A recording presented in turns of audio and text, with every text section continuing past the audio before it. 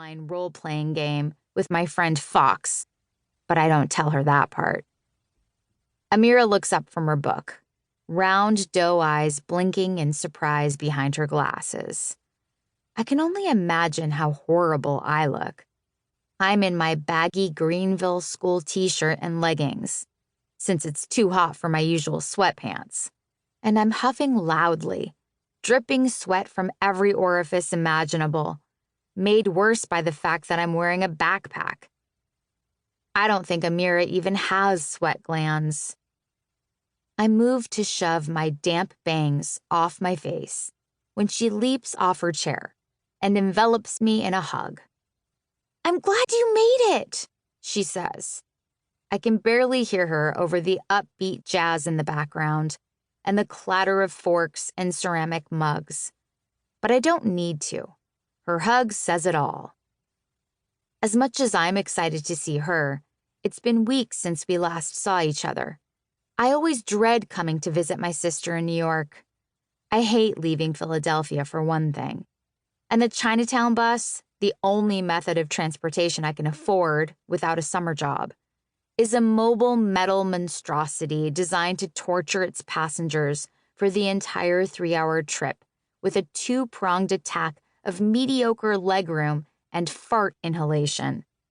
Then there's the city itself, currently swallowed by a shroud of sticky rain, all stony browns and metal grays and muted disinterest.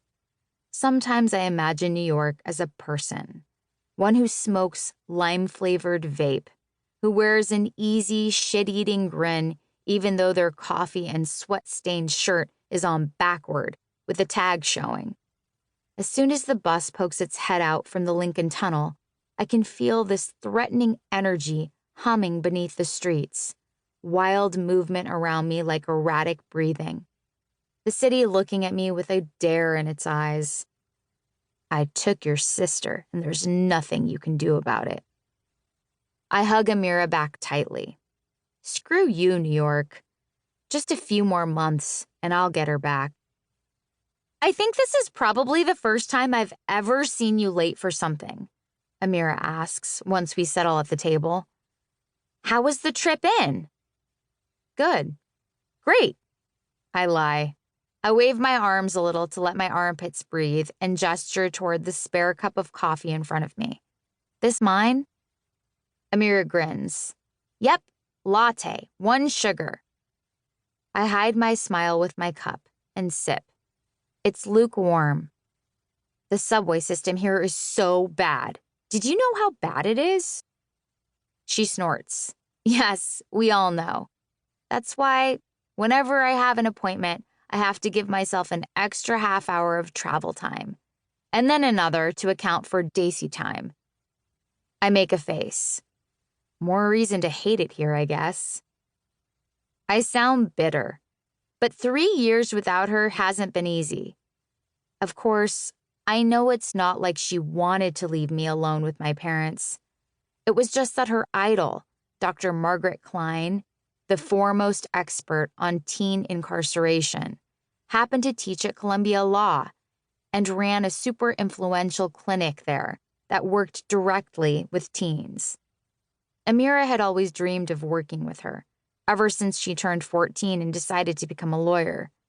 Between the two of us, Amira was always the sweeter, quieter one. But when Amira decides to do something, there's no stopping her. You're better off trying to wrangle gale force winds with your bare fists. But it's not like she could have known what would happen after she left. Just a few more months. Amira glances at the window, distracted. You okay? I ask.